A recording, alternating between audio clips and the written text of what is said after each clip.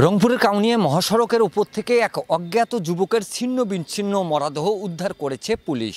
আজ শনিবার সকালে কাউনিয়ার কুশে ইউনিয়নের মিরবাগ বিজুলির ঘুন্টি এলাকায় রংপুর কুড়িগ্রাম মহাসড়কের উপরে অজ্ঞাত পরিচয় এক ব্যক্তির ছিন্ন বিচ্ছিন্ন মরদেহ পড়ে থাকতে দেখতে পেয়ে পুলিশে খবর দেয় স্থানীয় লোকজন। খবর পেয়ে পুলিশ ঘটনাস্থলে পৌঁছে নিহত যুবকের মরদেহর উদ্ধার এবং পরিচয় শনাক্তর চেষ্টা করে, কিন্তু নিহত যুবকের শরীর ছিন্ন বিচ্ছিন্ন সহ আঙ্গুলের ছাপ অস্পষ্ট হওয়ায় পরিচয় শনাক্ত করতে পারেনি পুলিশ। পরে ঘটনাস্থল থেকে সিআইডি ক্রাইম সিন আলামত সংগ্রহ করে।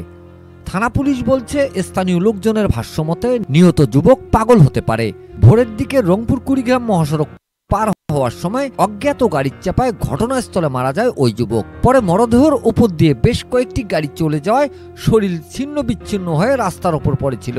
কাউনিয়া থানার ওসি SM শরীফ জানান, অজ্ঞাত পরিচয় যুবকের মরদেহ উদ্ধার করে ময়নাতদন্তের জন্য রংপুর মেডিকেল কলেজ হাসপাতালের মর্গে পাঠানো হয়েছে। এ ব্যাপারে থানায় একটি অপমৃত্যুর মামলা দায়ের হয়েছে।